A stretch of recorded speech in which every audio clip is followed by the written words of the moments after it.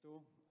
Muchas gracias por esta presentación. Gracias al doctor Santiago, a Daniel por la invitación a moderar este panel, reconectando con mi vida pasada de regulador y un poco intentando acompañar, digamos, a nuestros panelistas en la discusión que vamos a tener sobre el presente y el futuro de la regulación y cómo todo este entorno de discusiones tan nutrido que estamos teniendo frente al mundo pensional va a afectar el marco normativo de las administradoras de fondos de pensiones. En ese sentido, quisiera invitar a nuestros panelistas, a Camilo Hernández, subdirector de la Unidad de Regulación Financiera. Él es economista de la Universidad Externado de Colombia y tiene un máster de finanzas de la City University en Londres. Inició su carrera en el Banco de la República y se desempeñó en varios cargos en el banco primero y luego en Fogafín, y desde 2016 trabaja en la Unidad de Regulación Financiera, donde ha estado encargado de la Subdirección de Regulación Prudencial y de la Subdirección de Desarrollo de Mercados en distintas oportunidades. Entonces creo que tiene el panorama completo de la regulación de la industria de administradoras de fondos de pensiones.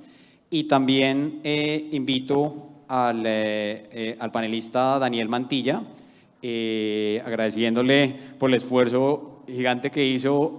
Acaba de aterrizar en Cartagena, tuvimos que mover el orden de la presentación porque hubo un retraso en el vuelo y pues bueno, un esfuerzo muy grande por parte de Daniel. Esperamos que su edad biológica no se haya visto afectada en tanto por este estrés que tuvo. Daniel es... Ahora sí. Daniel es profesor asociado de la Facultad de Administración de la Universidad de los Andes. Tiene un doctorado y una maestría en finanzas del EDEC Business School y es ingeniero industrial de la Universidad de los Andes. Ha trabajado en la industria de asset management tanto en Francia como en Silicon Valley, en donde fue director de investigación y desarrollo diseñando estrategias de inversión para inversionistas institucionales, incluyendo fondos de pensiones y fondos soberanos. Su investigación se centra en la asignación dinámica de activos en inversiones con objetivos de largo plazo, en optimización del portafolio y en diseños de incentivos para fondos de pensiones, que es precisamente el tema que vamos a discutir a continuación. Entonces está muy bien preparado para el debate que vamos a empezar. Quisiera invitarlos. El formato de esta última sección del día de hoy, pues del Congreso, es que tengamos una presentación de unos 10 minutos con las perspectivas que tiene Camilo, primero desde la regulación en la Unidad de Regulación Financiera, y luego le pediría a Daniel que hiciera lo mismo para que nos contara un poco de lo que ha sido su trabajo académico, de la revisión de la experiencia en Latinoamérica y sobre todo en las propuestas relativas a la regulación que han trabajado conjunto con el Banco Interamericano de Desarrollo. Entonces, con esto le doy la palabra a Camilo. Vale, David, muchas gracias por la introducción, muy buenas tardes, muchas gracias a Sofondos, felicitar a Daniela, a Santiago por la agenda. Estoy convencido que este tipo de escenarios son fundamentales para compartir visiones, ampliar los espacios de deliberación y en ese sentido creo que desde el punto de vista de la autoridad de regulación es fundamental complementar las visiones técnicas que nosotros tenemos con visiones globales y aplicadas a lo que es y son los sistemas pensionales. Pues saludar también a Daniel, que hemos sido copanelistas en otros escenarios y me siento muy orgulloso de que David, ex jefe mío, esté moderando el panel. Probablemente quisiera comenzar acotando un poco las expectativas de lo que es mi presentación. Me voy a enfocar principalmente en los elementos que deberán ser regulados una vez el proyecto de ley sea sancionado por el Congreso y algunos otros aspectos que requerirán de ajustes en el marco normativo que está bajo el resorte de la Unidad de Regulación Financiera, que son principalmente aspectos financieros. Solo para acotar un poco y anclar expectativas frente a lo que voy a hablar. Y en ese sentido creo que resulta clave en este contexto que varios de estos cambios le apuntan a un desafío fundamental, que es mejorar nuestro sistema pensional. Antes de entrar en materia, también quisiera resaltar que buena parte de las propuestas que voy a presentar fue un trabajo riguroso, acompañado y coordinado con otras autoridades de regulación y de supervisión. Claramente el equipo de la Super acompañó buena parte de las propuestas que hay acá presentadas, pero también el Ministerio de Hacienda a través del vicetécnico, el Ministerio de Trabajo, el DNP y otros actores como la DRES. Y buena parte de lo que voy a presentar también responde a algunos estudios técnicos de actores multilaterales y quisiera resaltar que varias de las propuestas son igualmente válidas bajo un esquema de pilares como un esquema en el que hemos venido operando durante los últimos años. La presentación la he dividido en dos grandes bloques, todas las propuestas asociadas a la fase de acumulación, en donde se presentan las mejoras que se tienen que hacer en términos de administración de recursos, administración de portafolios, y la segunda parte recoge elementos a mejorar en nuestro marco normativo en la fase de desacumulación, haciendo algunas menciones a las problemáticas o las oportunidades de mejoras que hay en la contratación del seguro previsional. Y en esta diapositiva, de pronto, sobresimplificando algunas de las soluciones que hay en la fase de desacumulación, planteo 4 elementos fundamentales que se tienen que abordar, 3 de los cuales están consignados en el proyecto de ley y un cuarto que está bajo el resorte de la Unidad de Regulación Financiera. El primero de ellos tiene que ver con algo que hemos denominado de estructura, pero en realidad es una redefinición del número de fondos bajo los cuales debería trabajar la industria en esa fase de acumulación. Y ahí pues vale la pena señalar que Colombia ha venido haciendo una transición. Inicialmente teníamos un único fondo, hoy tenemos 3 fondos y creo que el proyecto de ley flexibiliza ese marco de los 3 cajones y lo deja libre en la definición de un esquema de multifondo sin definir cuál es el número.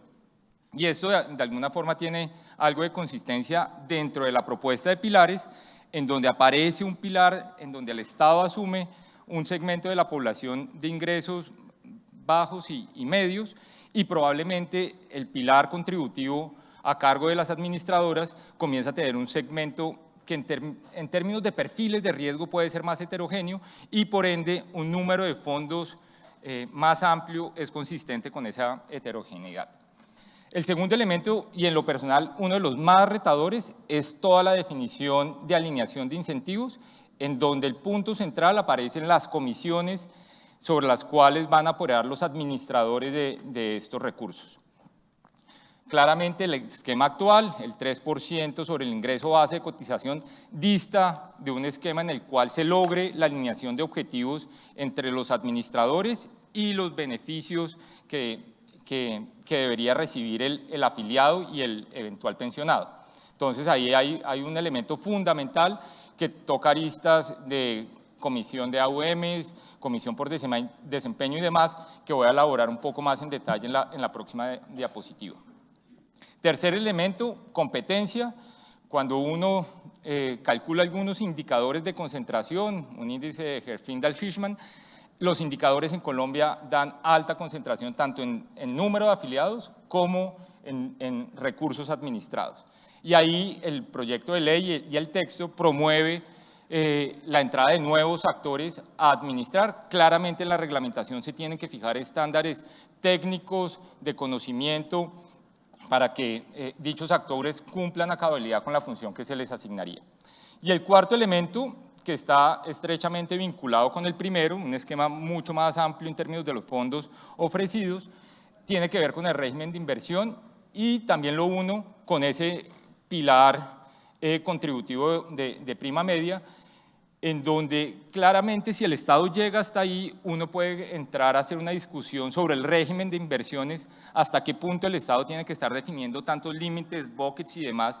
Uno podría liberalizar o flexibilizar el régimen en ese sentido de cara a tener un espectro mucho más amplio de alternativas de inversión en función del perfil de riesgo de los actores que van a estar en el pilar contributivo de administración privada.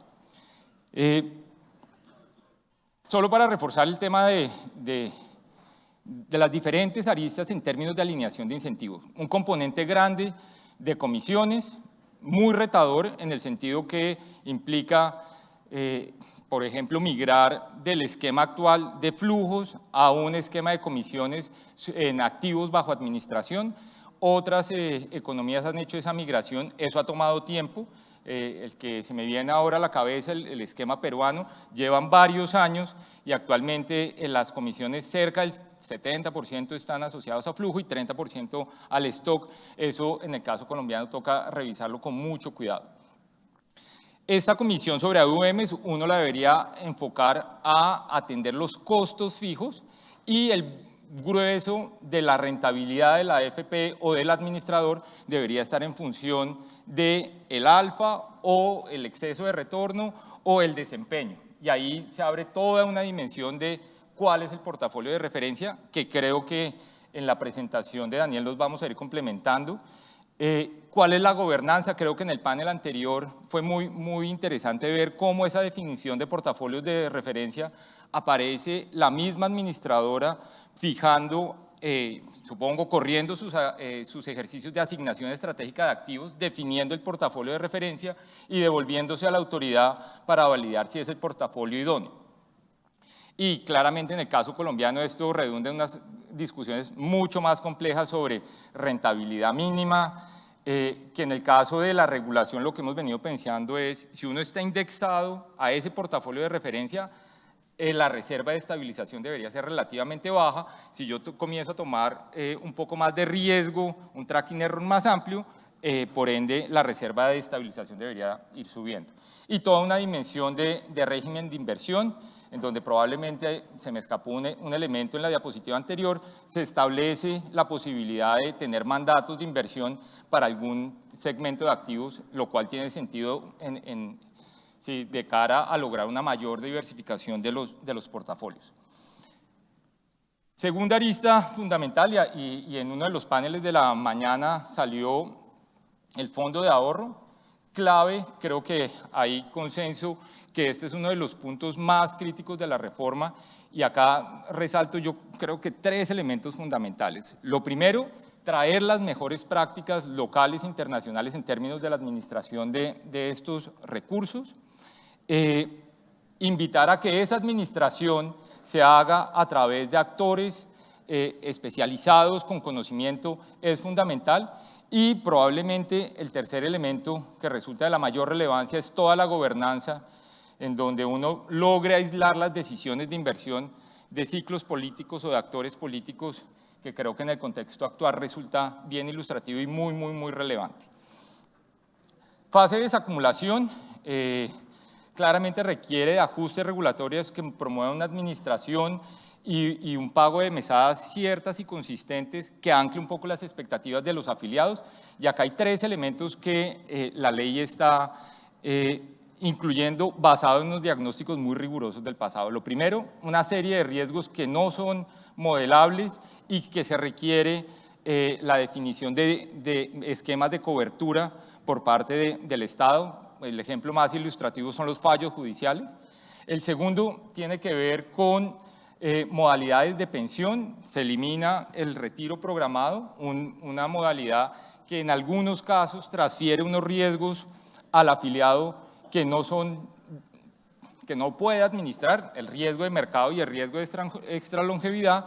Y finalmente se establece el mecanismo de desacumulación a través de anualidades vitalicias, en donde uno deja operar el mercado. Si logra el sector asegurador entrar y ofrecer rentas vitalicias para el segmento de ingresos medio-alto, no habría ningún problema, pero siempre hay un backup en el cual el Estado podría ofrecer una renta vitalicia bajo un esquema de tontinas, como sucede en algunas economías nórdicas de Europa. Finalmente, contratación del seguro previsional. Creo que acá este ha sido uno de los mayores retos y dificultades que han enfrentado las AFPs en la historia reciente. El proyecto de ley, el texto contempla la posibilidad de definir un esquema de subasta del seguro previsional, esquemas que han sido exitosos en el caso de Chile y Perú.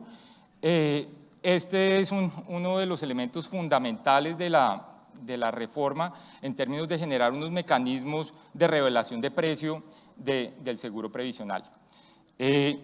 Probablemente quisiera finalizar con este mensaje. Creo que todas estas reformas del marco regulatorio propenden por un beneficio del afiliado, ¿sí? ¿Mediante qué? Una fase de acumulación mucho más eficiente, en donde la administración de recursos se hace de una forma más óptima y adicionalmente se logra mecanismos de desacumulación en donde la asignación de riesgos es consistente. Con esto termino y muchas gracias por su atención.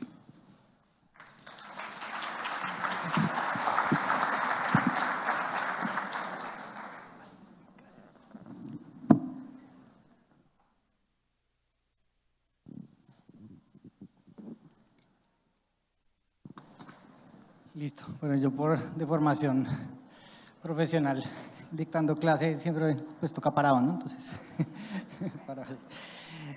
listo, ya se ve las diapositivas, listo, perfecto.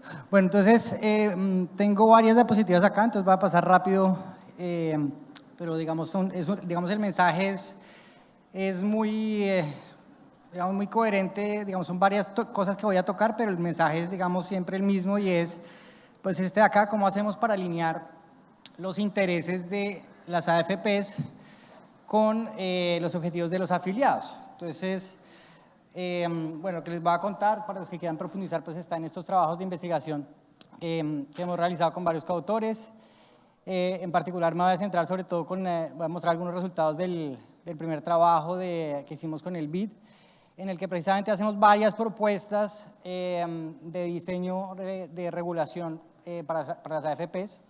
Ya vamos a ver de qué tipo y bueno, digamos, su versión un poco más académica que gustó mucho en Países Bajos, en ETSPAR, es esta de acá, y luego, bueno, ya para los que manejan el portafolio y quieren implementar esto que les voy a contar, pues está este de Financial Analysis Jordan, entonces vamos ahí para profundizar. Entonces comencemos, bueno, ¿cuáles son los objetivos de los afiliados? ¿Cuál debería ser? Otra forma de poner la pregunta es, ¿cuál es el objetivo de inversión de un pilar de ahorro pensional, ¿cierto? ¿Cuál sería entonces el objetivo de un fondo de pensiones en términos de estrategia? Pues digamos, claramente este debería ser la seguridad y suficiencia de ingresos en retiro. ¿Qué es seguridad de ingresos en retiro? Pues yo diría que es básicamente dos cosas. Uno es que cuando uno esté en la época ya de jubilación, pues ese ingreso sea estable en términos reales, ¿cierto? Es decir, un monto que sea siempre el mismo en términos reales, es decir, ajustado a inflación, pero que uno sepa pues cuánto va a ser su pensión el próximo mes. Otro objetivo, digamos, la otra cosa en términos de seguridad es que sea previsible, es decir, que algunos años antes de que uno se vaya a jubilar, o varios años antes de que uno se vaya a jubilar, uno ya tenga más o menos una idea de cuánto va a ser el ingreso en retiro que le va a pagar ese pilar de capitalización en este caso. Entonces, y bueno, por supuesto, de suficiencia, sé que todo el mundo lo tiene clarísimo, pues la gente, pues, obviamente, quiere lo que busca es pues, tener el mejor bienestar posible. Entonces, claramente, el objetivo es sencillamente ingreso en retiro estable y predecible. Y el problema que yo veo es que la regulación actual no apunta a ese objetivo, es decir, no da los incentivos correctos para que digamos, las estrategias de inversión que se implementan en los fondos de pensiones apuntan a ese objetivo, de hecho los desconecta y eso hace que básicamente las estrategias tengan un enfoque pues que no es de ingresos estables en retiro, no es el de garantizar ingresos estables en retiro durante la fase de acumulación. Entonces, ¿cuáles son esos incentivos? Pues hay varios, los incentivos que define la regulación. Uno es, tal vez el más fundamental y en el que menos, digamos, se cuestiona o se piensa, es el tipo de medidas de desempeño que estamos mirando. Todo el tiempo estamos mirando cuál es la medida de desempeño que miramos cuando miramos en términos de cómo están haciendo su trabajo las AFPs. Entonces, sale en el periódico el retorno de los activos, esa es la medida de desempeño, ¿cierto? Entonces, básicamente el mensaje central acá es, esa no es una buena medida de desempeño para un fondo de pensiones. ¿Por qué? Porque un fondo de pensiones es muy diferente que un fondo de inversión regular. ¿Cuál es esa gran diferencia? Pues es que en un fondo de inversión regular yo puedo sacar la plata mañana o pasado mañana cuando yo quiera. Mientras que en un fondo de pensiones, yo nunca puedo sacar la plata, sino que de hecho me van a convertir ese ahorro en cierto punto en un ingreso solamente a partir de la fecha de retiro y de ahí para adelante y me tiene que durar, pues digamos, pues por lo menos hasta la esperanza de vida o hasta que me muera. Entonces, la primera de las cosas es, bueno, eso es un poco, ya ustedes deben estar pensando, bueno, este tipo de qué está hablando, pero pues ya vamos para allá. Y en particular, uno de los requerimientos de desempeño, que es la rentabilidad mínima, pues está basada en esa medición, o sea, en esa medida de desempeño, ¿cierto? Yo le digo, usted quiere, yo creo que usted tenga un desempeño mínimo, pues resulta que es rentabilidad de los activos, y lo que les voy a decir es, esa es una medida incompleta y no es adecuada. Los portafolios de referencia están basados en el que define la regulación, están basados en el mismo marco conceptual, que no es correcto cuando uno está pensando en inversiones de largo plazo. Toda la teoría de portafolio después de Markowitz, que era un modelo de un solo periodo, entonces no había, todos los inversionistas tenían la misma edad, digamos, en ese modelo de Markowitz. Cuando uno está pensando en inversiones de largo plazo, básicamente hay muchas cosas que cambian y la diversificación no es la única cosa, no es el único tipo digamos, de manejo de riesgo que uno debería estar implementando en las estrategias de inversión. Y el siguiente, digamos, incentivo regulatorio es la función de pago de las comisiones. Hoy en día es un porcentaje de la contribución obligatoria, pues por supuesto eso no tiene nada que ver con la estrategia de inversión. Entonces, pues no, digamos, perdemos esa oportunidad de dar un incentivo que tal vez es el más fuerte en estos sistemas de incentivos.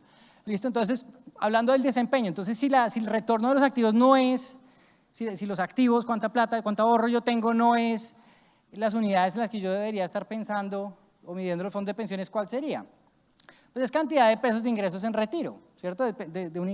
Cantidad de pesos estables en retiro, ¿cierto? Pero entonces como que uno dice, no, entonces la gente comienza a mirar eso solamente en la parte de desacumulación, pero entonces la idea es, bueno, pero ¿cómo conectamos la estrategia de inversión con su objetivo, con la desacumulación?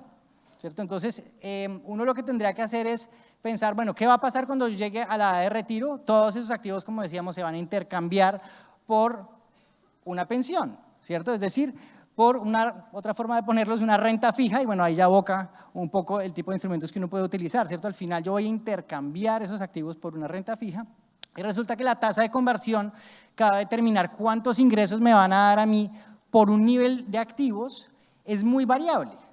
Es decir, yo puedo llegar a, digamos, en Estados Unidos, un rule of thumb, le dicen a la gente, trate de ahorrar $1 millón hasta que, antes de que usted llegue a la edad de retiro, y con eso más o menos puede tener un ingreso vitalicio que le puede funcionar. Pero resulta que dependiendo de la tasa de interés que exista en el momento en el que usted se jubile, para ese mismo nivel de ahorro, usted podría tener una pensión 10 veces menor. Si la tasa de interés anual real es de 0.5 en lugar de 5%, usted va a tener una pensión 10 veces menor para el mismo nivel de ahorro, ¿sí? Entonces, realmente las unidades en las que nosotros tendríamos que estar midiendo el desempeño y pues casi el valor de los fondos de pensiones, o sea, de la cuenta de retiro que uno tiene, del saldo, tendría que ser en número de VRs, digamos pesos ajustados de inflación, ¿cierto? A partir que comienzan a partir de la fecha de jubilación, digamos, tengo a alguien, una persona que se jubila en 2033, lo puse ahí hasta la esperanza de vida, y cuántos ladrillitos de eso yo tengo es lo que nos debería importar en términos de para cuánto me alcanzan los activos que yo tengo en términos de ingresos en retiro, que como decíamos, esa tasa es muy variable. Entonces, lo que ocurre es que esto es lo que se llama, lo que llama Robert Merton los retirement selfies, que le pusimos el nombre en español, los combos de jubilación. Uno puede calcular cuánto cuesta adquirir una unidad de esto durante la etapa de acumulación, ¿cierto? 10, 15 años antes de la etapa de acumulación, uno conoce la curva de tasas de interés a 10, 15 años, etcétera, y de ahí para adelante, ¿cierto? Y uno puede comenzar a estimar cuánto me cuesta comprar una unidad de retiro, una micropensión de una VR, ¿cierto? Y entonces a mí lo que me importa es cuántas pensiones me van a entregar, cuántas micropensiones me van a pagar, es decir, cuántos ingresos en retiro yo puedo asegurarme o podría comprar, ¿sí? Y si los pusiera de hecho todos en un portafolio que replica ese bono de jubilación, de hecho yo aseguraría este número de ingresos, número de bonos que cada uno de esos me paga una VR a partir de la fecha de jubilación. Entonces, al final lo que me está diciendo es, yo solamente estoy mirando el numerador, que son los activos, no estoy mirando el precio por unidad de lo que yo voy a comprar, porque al final a mí no me van a devolver la plata, o bueno, aquí lo hacen, pero esa no es la idea de un sistema pensional, ¿cierto? Lo más importante, the nastiest problem, dice el mismo Markowitz, es la desacumulación en finanzas, el problema más difícil en finanzas es la desacumulación. Entonces, aquí la idea es que yo cuando llegue a la edad de retiro, lo que me importa es para cuánto me alcanza en términos de ingresos en retiro, porque a mí no me van a dar, la idea no es que me devuelvan la plata. Entonces, resulta que esa tasa de cambio, ese BDT, ahí es sencillamente el valor presente de una VR, es cuánto me cuesta un ingreso en retiro. Y entonces ahí uno puede comenzar a pensar en la medida que siempre se usa en los sistemas pensionales con beneficios definidos, transportarla a sistemas de capitalización con contribución definida, y es el funding ratio, y es, bueno, básicamente, yo voy a ponerle un benchmark, es decir, yo debería poder, o sea, si la AFP está haciendo un buen trabajo, debería aumentar el número de unidades que yo puedo comprar, ¿cierto? Y lo voy a comparar con una estrategia básica de mínimo riesgo en el que yo todos los aportes, lo que hago es que los tengo la estrategia de mínimo riesgo, solamente compro bonos de retiro, esos ladrillitos. Entonces, si yo me olvido de la AFP y solamente invierto en la estrategia de mínimo riesgo, yo sé en cada momento del tiempo cuántos ladrillitos me he comprado con los aportes que he hecho hasta el momento. Entonces, yo sé en términos de ingresos en retiro en la acumulación cuántos ingresos me he asegurado. ¿Listo? Y yo lo que voy a hacer es, pues, comparar la AFP, o sea, el portafolio de la AFP, ¿cierto? Si ha aumentado el número de ladrillitos respecto a lo que yo habría podido asegurarme sin tomar riesgo. Esa es un poco la medida de desempeño que se propone. ¿Listo? Entonces, como les decía, no tener en cuenta esa tasa de cambio de activos a ingresos es muy grave porque es supremamente variable. Es el riesgo de inversión más grande, y ahí pues lo pueden ver con una ilustración con datos colombianos, pero también pues está con datos de más largo plazo en periodos de tasas de interés que suben y que bajan con datos americanos que son, digamos, tenemos más datos, entonces podemos hacer más simulaciones históricas en los dos papers que les mostré. Entonces, el punto es, ¿cómo hacemos para proteger al afiliado entonces de esas variaciones? Pues tendría que haber básicamente un bloque de bajo riesgo dentro de este escenario, ¿cierto? Entonces, y otra de las lecciones fundamentales de la teoría de portafolios que usted tiene, cuando usted se está acercando a la de retiro, usted tiene que ir disminuyendo el riesgo. Pero si yo estoy midiendo mal el riesgo y el desempeño, yo estoy pensando que porque está variando poco mi activo, resulta que entonces estoy tomando menos riesgo, que es lo que estamos haciendo acá, pues estoy sencillamente engañándome, porque resulta que no estamos teniendo en cuenta la tasa de cambio de activos a ingresos. Es como si yo me fuera a pensionar en dólares y estoy mirando solamente cuánto tengo en pesos y nunca miro la tasa de cambio. Entonces, por supuesto, tengo que convertir esto a ingresos, ir mirando cuánto tengo en términos de ingresos en retiro a medida que me acerco a esa edad, y tendría entonces que invertir en activos de menor riesgo cuando me estoy acercando, pero en las unidades correctas. Los bonos de corto plazo son casi tan riesgosos como las acciones para un inversionista que lo que busca es asegurarse un ingreso de largo plazo. ¿Por qué? Porque un bono de largo plazo, ustedes saben, pues los que son financieros saben que se comporta completamente diferente ante cambios de las tasas de interés, o sea, su valor no tiene nada que ver con un bono de corto plazo. Entonces, ¿cuáles serían esos portafolios de referencia? Lo primero es que dice la teoría de portafolios, usted no meta todo en el mismo paquete. Usted tiene que, es como cuando usted tiene un equipo de fútbol, usted no puede jugar la misma estrategia el arquero y el atacante, ¿no? Pues digamos, aquí somos especialistas en hacer eso y ya sabemos lo que pasó cuando Higuita sale a atacar, ¿no? Entonces, pues eso no es una buena idea. La forma realmente de manejar riesgo es construir un portafolio de bajo riesgo, un benchmark para el liability, que se llama el Liability Hedging Portfolio, es el portafolio que busca básicamente replicar el valor de ese bono de jubilación.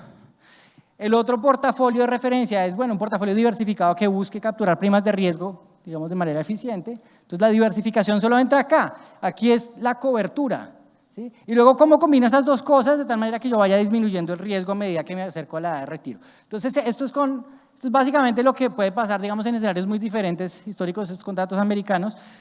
Entonces, lo que se propone acá es, para esta tercera estrategia de cómo combinar esas dos cosas, lo que se hace es muy sencillo. Yo voy a tener una cantidad, cada vez que me acerco a la edad de retiro, voy a invertir cada vez más en estos bonos de bajo riesgo, en estos combos de jubilación, que yo sé exactamente, si tengo 10 bonos de jubilación, tengo 10 VRs, ya sé exactamente eso, cuánto es en ingresos en retiro, años antes de la jubilación. Y entonces tengo ese mínimo, que es esa línea puntadita de ahí, que yo puedo asegurarme, y yo en cada momento del tiempo le puedo comunicar a la gente, vea, esto es lo que usted se ha asegurado hasta ahora. Eso es la única cosa que una persona del común puede entender en términos financieros, ingresos mensuales, ¿sí? Esto de acá es, la barrita, el eje X aquí, Y aquí, perdón, es ingresos mensuales. Y ni siquiera tenía que hacer cálculos de inflación, es ingresos mensuales, digamos, ajustados de inflación, va subiendo solo con inflación. O sea, automáticamente, mejor dicho. Entonces, si el número de URs que usted se ha asegurado, pues es multiplicar por el valor de la UR del día, usted sabe exactamente cuánto se ha asegurado en términos de ingresos mensuales.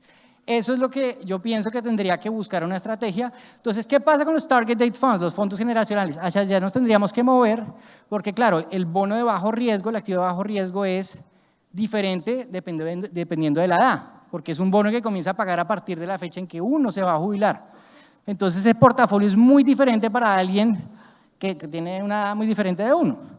Entonces, lo más fundamental es primero comencemos a organizar el sistema pues apuntando a eso, a asegurar ingresos en retiro. El primer paso ya lo han dado, por ejemplo, en México, en Chile están buscando hacerlo y es crear estos fondos generacionales que pues bueno, existen en Estados Unidos y en otros países. El problema de los fondos de algunos fondos generacionales es que no usan un activo de bajo riesgo cuando lo medimos en las unidades que son ingresos en retiro.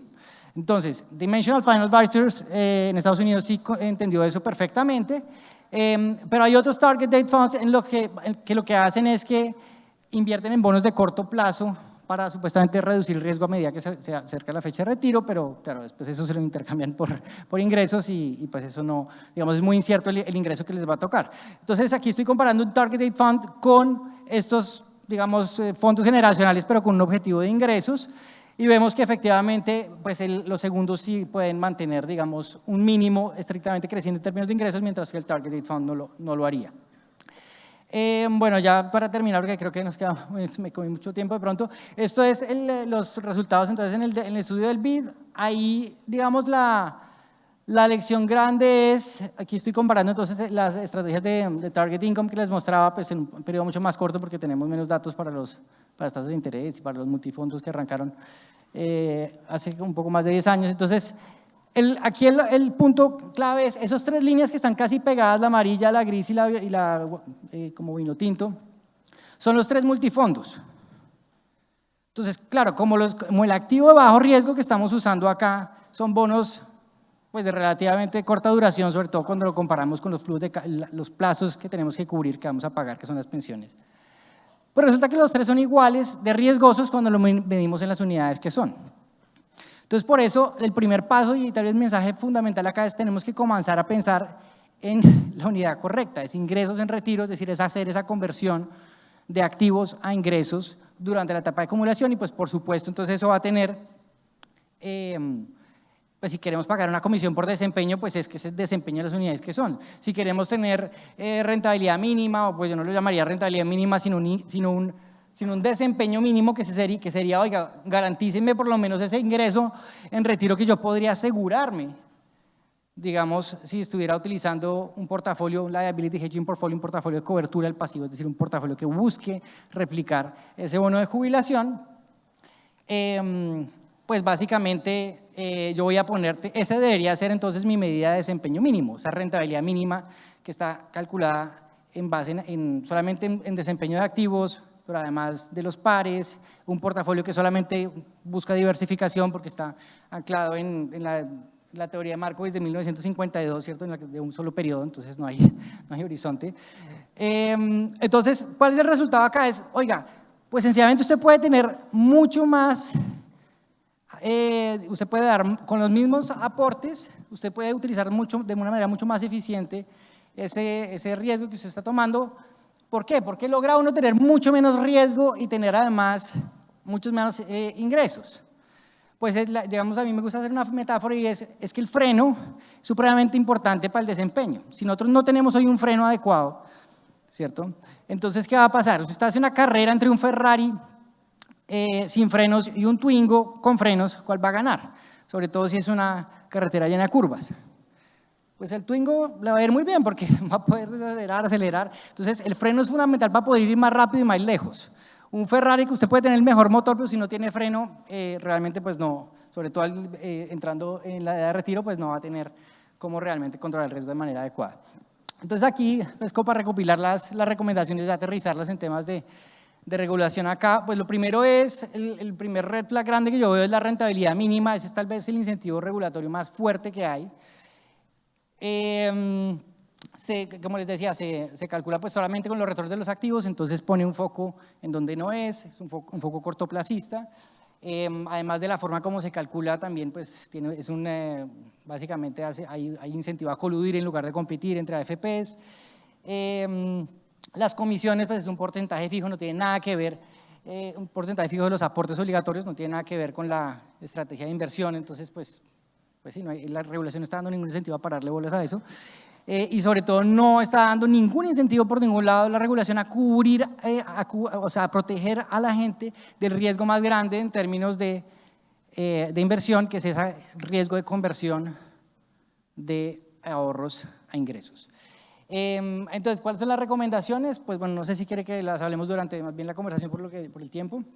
Listo, Daniel, si quiere, paremos acá, porque nos quedan como 15 minutos para tener la conversación. Fue súper interesante, bastante técnica la presentación que nos estaba haciendo y creo que probablemente ahí se me viene la primera pregunta de cara a lograr transmitir de una forma, digamos, sencilla y digerible este tipo de conversaciones frente a los afiliados y frente a los reguladores. No sé si usted nos puede comentar un poquito lo que usted conoce han sido experiencias exitosas tanto en el mercado privado como quizás de pronto en las experiencias de regulación de otros países, en cómo transmitir esta idea de forma más clara, porque definitivamente es un reto, digamos, de generar una educación financiera suficiente para que los potenciales usuarios de este esquema lo entiendan y lo puedan adoptar y lo puedan entender, sí.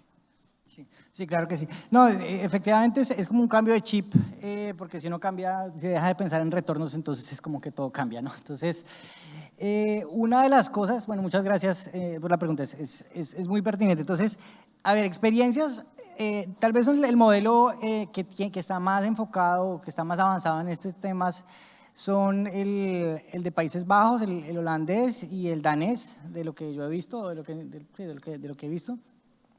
Digamos en Holanda no tienen exactamente esto, pero ellos básicamente han venido tratando de generar, ellos como que tienen este híbrido de beneficios definidos pero fondeado, y entonces pues claro, cuando uno tiene un beneficio definido de una manera como tradicionalmente se ha venido definiendo, que es por número de semanas, por ejemplo, como tenemos acá, entonces claro, hay una desconexión, siempre se arma un hueco, ¿no? Porque si uno cotiza una semana 30 años antes de jubilarse y un mes antes de jubilarse, le aumenta lo mismo el pasivo, ¿no? Le aumenta lo mismo lo que tiene que pagar en términos de beneficios.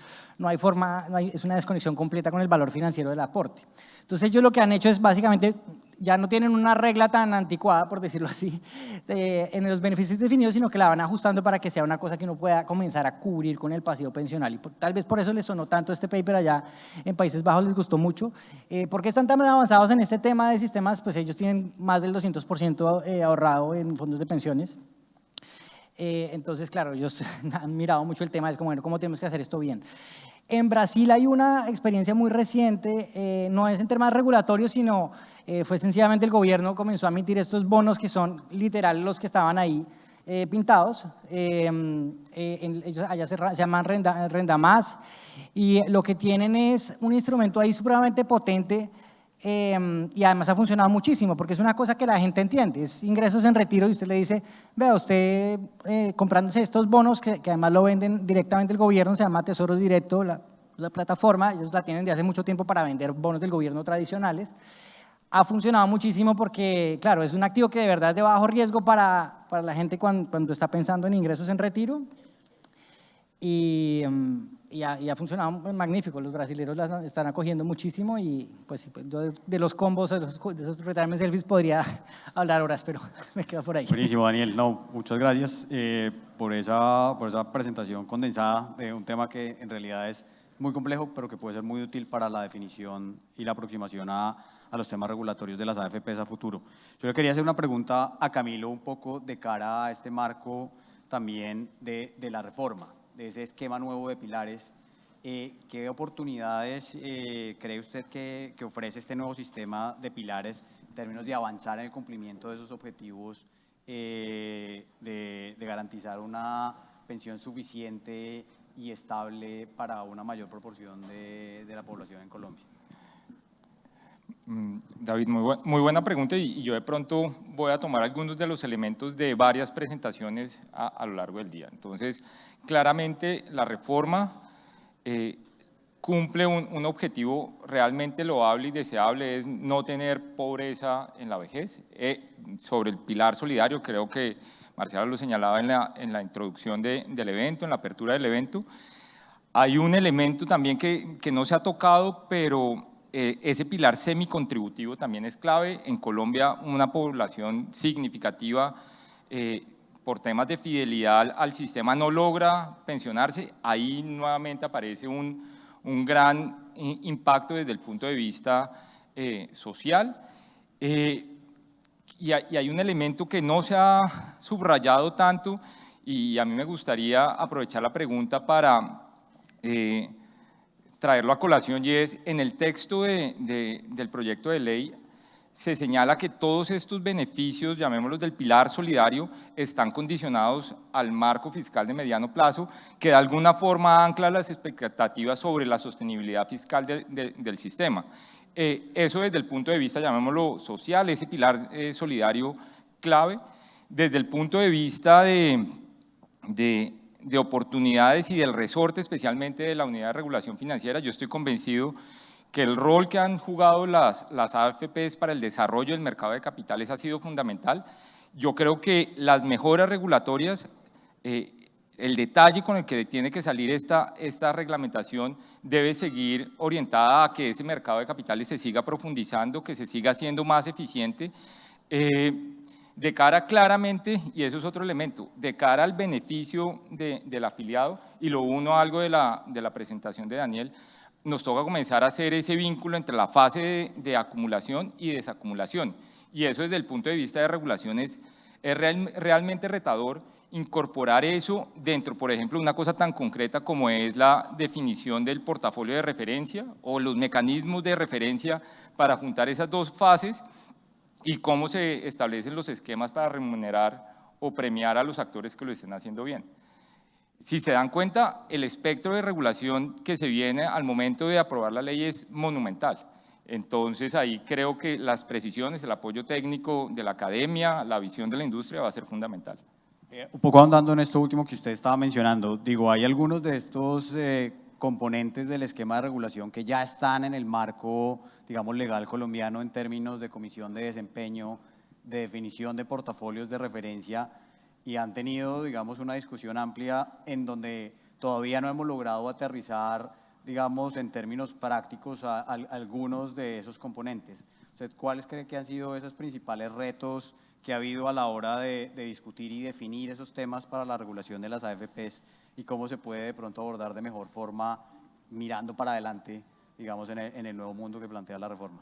Sí, y de pronto tomo el punto de referencia de las comisiones como ejemplo ilustrativo.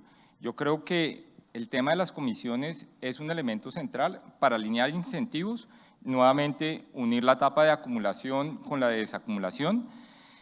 Clave dentro de la regulación, segmentar muy bien cómo va a ser este esquema, o sea, garantizar una comisión plana que cubra los costos fijos de la administración de los administradores que estén en el mercado.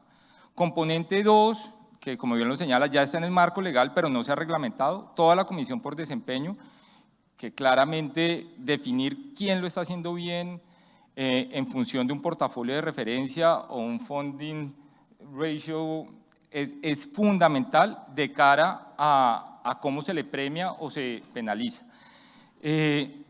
Elementos adicionales que están todos relacionados, el tema de régimen de inversión. Yo creo que el régimen de inversión fue muy útil en una fase inicial cuando se estableció el sistema de ahorro individual. Yo creo que con los niveles de profesionalismo, los avances técnicos de toda la industria, hay que hacer una revisión muy detallada de cuáles son realmente los límites que uno como autoridad de regulación y desde la óptica de la super uno quiere estar controlando.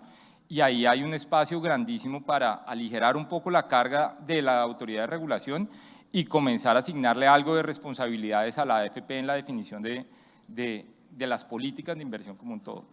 Y claramente hay un gran reto asociado al fondo de ahorro. Creo que ese es de los más claves para asegurar que ese ahorro sea administrado bajo los mejores estándares y unos elementos de gobernanza muy robustos. Si quiere, paremos ahí un segundo y ahorita vuelvo a ese tema porque me parece tremendamente relevante de cara a lo que va a ser la regulación, digamos, del nuevo esquema. Yo quería preguntarles a los dos también las implicaciones que tiene la introducción de este esquema de pilares en términos de los niveles o la intensidad de regulación diferencial que pueden tener los distintos componentes de ese esquema de pilares. Y ahí hay una pregunta, digamos, como más puntual en términos de qué tan necesario o deseable es que la regulación desde el gobierno sea muy precisa y muy específica para distintos niveles de ingresos, digamos, de pensiones. Cuando uno ya tiene más de un pilar, es probable que pueda tener una aproximación gradual y quizás en el pilar de ahorro individual uno pueda tener menores requerimientos o una flexibilidad mayor porque el tema de suficiencia de ingresos para cubrir pobreza quizás está abordado en los otros pilares. Entonces quería preguntarles sobre esas implicaciones. ¿Ustedes cómo ven el tema de qué tanto se puede flexibilizar quizás la regulación en un escenario donde tenemos más pilares? Si quiere arranquemos con Daniel. Listo. Bueno, es una referencia rápida como para decir como mi opinión en términos gruesos, digamos, de la regulación que era la primera y es, yo creo que venía ahorita con una congresista en el bus desde el aeropuerto y perdón que ni siquiera agradecí la invitación a Sofondos, a Daniel Wills y aquí todo el mundo, entonces pues muchas gracias, arranqué hablando como un loco. Primero, el corazón, como decía esta congresista, el corazón de la reforma pensional es entonces ese primer pilar solidario. Y yo creo que, de hecho, el gobierno hizo un paso muy importante al decir, bueno, nosotros en campaña prometimos esto, pero luego analizando, echando números, nos dimos cuenta que realmente lo razonable que se puede pagar es un nivel de pobreza extrema. Eso yo creo que fue una cosa que casi nadie ha discutido, realmente lograron un consenso entre los analistas del tema, pues por lo menos de lo que yo he entendido. Entonces yo creo que eso es una cosa muy buena, que se haya avanzado tanto y además de una manera, pues digamos, razonable en términos fiscales, o por lo menos que se quiera avanzar en ese sentido. Luego, digamos que lo que no me gusta de la reforma es, pues hay varias cosas que digamos me preocupan. Una es, tenemos dos componentes, ¿cierto? Tenemos estos dos regímenes, uno de capitalización y uno de reparto, y ambos tienen unas reglas, en mi forma de ver, anacrónicas. O sea, se ha avanzado muchísimo en ambos tipos de reglas, en ambos de beneficios para los dos tipos de sistemas, y lo que hacemos es ponerlos juntos para mitigar un poco los problemas de los dos. Pero está bien mezclarlos en pilares, tiene muchas ventajas, pero también deberíamos pensar en, bueno, cómo arreglamos las dos componentes que estamos tratando de mezclar. Entonces, eso por un lado. En términos de flexibilización, para volver a su pregunta, es, yo sí siento que, no sé si estoy leyendo bien la regulación, pero la reforma, pero lo que está diciendo es un poco, vamos a hacer solamente renta vitalicia. Bueno, estoy entendiendo que también entonces se abre como la posibilidad de tontinas. Entonces, la mutualización tiene muchas ventajas, pero también tiene sus límites, como cualquier sistema. Entonces, digamos que yo lo que haría sería, digamos, no quitarle completamente el control y la flexibilidad a la gente en su ahorro pensional en la etapa de acumulación y lograr como pegarle a un trade-off y es, oiga, queremos mutualización porque queremos cubrir el riesgo de longevidad y esa es una manera eficiente de hacer eso, pues es básicamente la mutualización, pero lo que yo haría es, yo le obligo a usted a mutualizar únicamente su ahorro hasta cierto nivel, por ejemplo, un salario mínimo, ¿cierto? Y de ahí para arriba que la gente pueda decidir, no, yo quiero invertir en combos que tienen esas dos ventajas de tener, que me ayudan a desacumular durante la esperanza de vida, pero si yo 10 años después de jubilarme tengo un problema de salud muy grande, no sé qué, o tienen también esa cosa que no puede dejarle a la gente, o sea, dejar una herencia, tener liquidez, tener control, porque si no la gente pierde completamente control de eso, de lo que tiene, y entonces genera ese desincentivo a ahorrar, porque dice yo, la plata que meto en el sistema la entierro, o sea, pierdo el control, es como uno pierde ya, cuando pierde control pierde propiedad. Entonces yo creo que podría haber como una flexibilización a partir de cierto nivel de no poner todo el ahorro solamente en un tipo de instrumento para dejar un poco de flexibilidad a la gente. Sí, yo de pronto complementaría la respuesta de Daniel señalando y tomando alguna de sus palabras, David, es algo de gradualidad clave, es una propuesta en la cual hay un rol muy activo del Estado en términos de la población de ingresos inferiores a 3 salarios mínimos, y ahí hay claramente un rol muy activo desde el gobierno. Yo sí creo que hacia arriba uno debería entrar a flexibilizar los marcos normativos, haciendo que los diferentes actores que participen se apropien un poco más de decisiones de inversión, de políticas de inversión, y no tanto el rol que tiempo atrás se viene dando en la unidad de regulación financiera. En la ley, si uno la lee con cuidado, se refiere en varios aspectos a mecanismos de mercado. Si la contratación del seguro previsional a través de una subasta, ojalá se activa a través de un mecanismo privado, y si no, aparece el Estado como backup para garantizar ese aseguramiento. Lo mismo en el caso de, si en el caso del seguro previsional es bien disidente, y asimismo en la fase de desacumulación, cuando ese pilar contributivo de las administradoras llega a su fin y se quiere un mecanismo de desacumulación, si hay un mercado de rentas vitalicias o anualidades vitalicias, se puede activar en el sector privado, y si no, aparece Estado garantizando esa fase de retiro, pero siempre está como primer anillo la operación en términos de actores privados. Vale, buenísimo. Y creo que ya para cerrar, nos quedan un par de minutos, les voy a hacer una pregunta puntual a cada uno.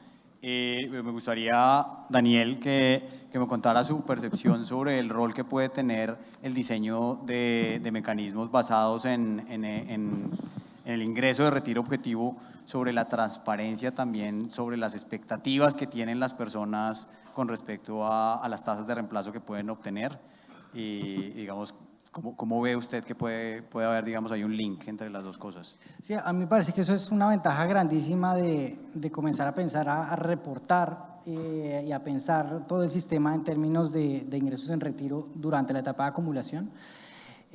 Precisamente porque la gente no va a llegar, ese slide que yo tenía de esta señora llegando a jubilarse con una cara de mierda, ¿qué pasó? Perdón la palabra. Y entonces es como que la gente sepa dónde está parado, es decir, obviamente uno está aportando, es un sistema contributivo, entonces pues lo que le va a dar pues se va a corresponder con lo que se está aportando, pues más los rendimientos que son factibles, ¿cierto? Sin subsidios. Entonces yo creo que eso es fundamental. Quería solamente tocar un punto que se tocó antes y que yo no alcancé a comentar, y me preocupa muchísimo el artículo 24 de la reforma. El artículo 24 de la reforma es el que define cuánto se va a ahorrar en el fondo, es el artículo que crea el fondo de ahorro y que define cuánto se va a ahorrar. Hubieron como 4 versiones de ese artículo, todas muy distintas en términos de cuánto se va a ahorrar, y al final eso es lo que determina cuánto va a ser el hueco pensional que nos va a quedar a los jóvenes. Y además no se habla, por ejemplo, de manera suficientemente específica, en mi opinión, de cómo se va a manejar ese fondo, y por lo menos debería quedar en la ley algo así como que tiene que tener un objetivo específico de, pues digamos, de cubrir ese pasivo, porque al final eso es lo que puede generar, digamos, un costo mucho mayor del que estamos pensando. De acuerdo. Y justo se me anticipó un poco a la última pregunta que le tenía a Camilo, y ya con esto cerramos, pero sí hay, digamos, una preocupación y un interés muy grande de distintos actores en términos de alinear el marco regulatorio para garantizar que esos recursos se ahorran y se gestionan de una manera apropiada, y un poco a eso iba la pregunta. Digo, Camilo, usted, de las experiencias que han estado revisando también locales e internacionales, ¿qué tipo de elementos se pueden incorporar para fortalecer la gobernanza y quizás para establecerle unos, digamos, esquemas de incentivos adecuados que permitan garantizar una gestión eficiente de ese recurso que va a ser a la postre, digamos, el respaldo de ese componente que está en cabeza del gobierno? Sí, creo que ahí hay, y tomo algunas de las palabras del superintendente esta mañana, clave generar certidumbre sobre lo que se va a hacer con ese fondo.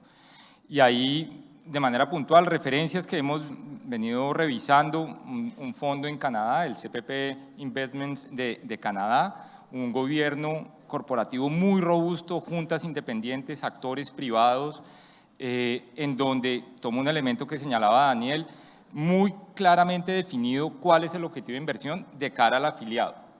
Tiene una estructura en donde hay una junta directiva independiente y una serie de comités que de alguna forma la regulación local ha venido replicando: comités de inversiones, comité de auditoría, comité de riesgo, comité de recurso humano. Entonces, tener ese punto de referencia ha sido muy ilustrativo de lo que uno debería implementar de cara al fondo de ahorro.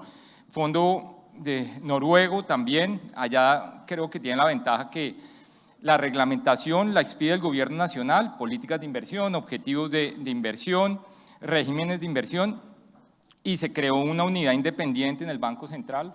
Entonces ya de entrada genera independencia porque el Banco Central es independiente. Y acá de pronto un sesgo por mi experiencia local, el referente de la administración de portafolio en Fogapín es uno de los más altos estándares.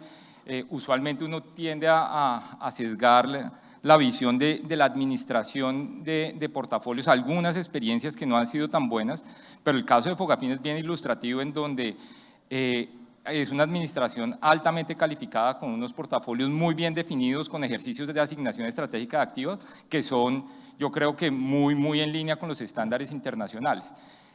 Yo creo que esos elementos son fundamentales, con una política de documentación y transparencia clave.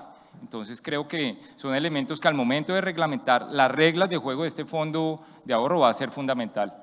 Y con eso termino.